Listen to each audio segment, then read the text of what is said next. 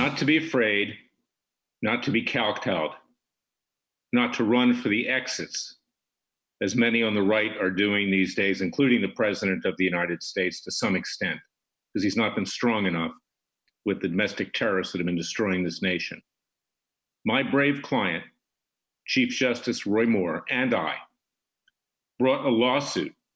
We brought many lawsuits for defamation in attempts by the left to destroy him, not just as a pedophile, which is totally false. I repeat that, totally false, but as a racist from the South because he comes from Alabama and believes in God and the Bible. We brought several lawsuits, and one of which was against that vile comedian, Sacha Baron Cohen. What did Cohen do? Just last year in his show, Who is America? He disguised himself fraudulently as an Israeli Mossad agent. That's the equivalent of the CIA, but more competent, I might add, and brought him to Washington to receive an award on the 70th anniversary of the founding of Israel. Chief Justice Moore and his wife, Kayla, who runs the Foundation for Moral Law, are big supporters of Israel. They're evangelicals. They're even more supportive of Israel than the Jewish left, of course, which supports the Palestinians, Ilham Omar, Rashida Tlaib, and the rest. One good example is Bernie Sanders, who's Jewish but tries to hide it, a despicable, self-hating Jew, someone who has no integrity. But that aside, we brought a lawsuit against Sacha Baron Cohen because the Chief Justice was tricked to come to get an award, and when he got there, he was humiliated and defamed by Sacha Baron Cohen, who claimed during the interview that he had a wand that was developed by the Israeli Defense Force that would beep anytime you were in the presence of a pedophile, and of course it beeped. Chief Justice Moore walked off the set. We then gave notice to Showtime and CBS, which carried this show for Sacha Baron Cohen, that they would be sued for defamation if they aired it. But being the arrogant individuals and people that they are at CBS and Showtime, they aired it anyway, and we filed suit. And who did they hire as a law firm to represent them? An equally vile law firm by the name of Davis Wright Tremaine, one of the most dishonest law firms I've ever dealt with in my 42-year career, someone who defends the fake news media repeatedly, someone who is very pro-leftist, pro-Democrat, pro-Obama, Clinton, you name it. These people are way out, but more importantly, you can have your ideology, but they're also liars and they're dishonest. And this is something that I've been dealing with in a number of cases over the years.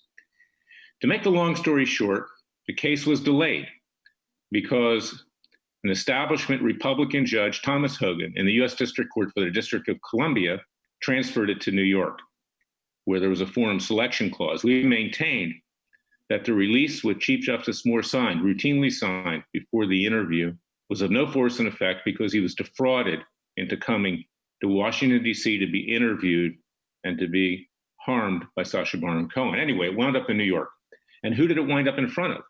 An African-American Obama-appointed judge. And this gives us some hope because this judge, Andrew Carter, just yesterday, to his credit, and this is the kind of person that we need on the judiciary, on the bench, an African-American Obama appointee, nevertheless, denied a motion to dismiss by Sacha Baron Cohen, not allowing this case to proceed. We're now going to discover it.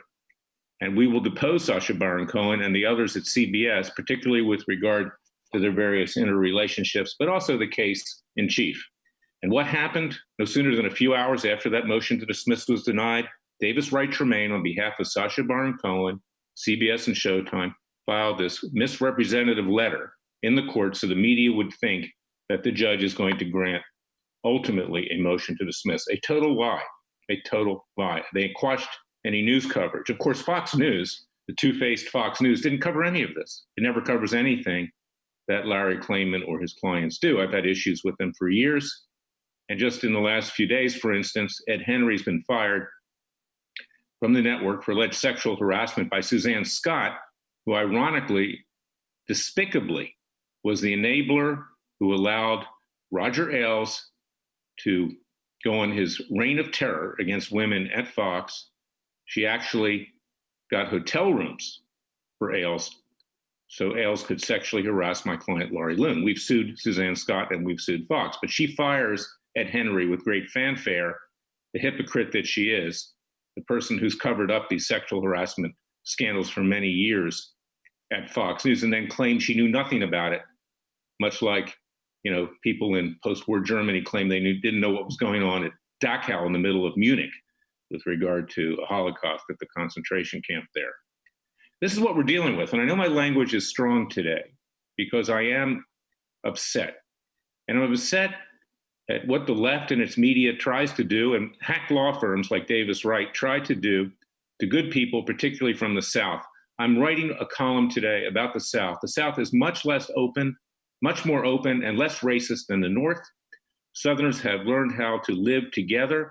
There was a show that I've been watching for the last few weeks, Heart of Dixie.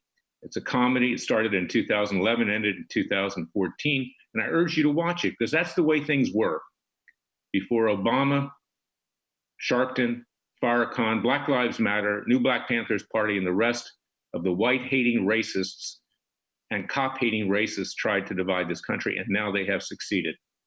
Well, people like Judge Roy Moore and I are fighting back, and you need to fight back, and the president needs to fight back. It's not enough to arrest 4 people that are destroying this country. Step up to the plate, Mr. President. I know that I've been harsh lately, but do your job. Man up. It's not enough to play politics. This country is being destroyed. So that's my message for today. We are doing the job of your worthless Justice Department. Your worthless Justice Department run by a fat blowhard, William Barr, who just shoots his mouth off and then puts his head underground like Puxatawny Phil, the groundhog in Pennsylvania. So go to freedomwatchusa.org.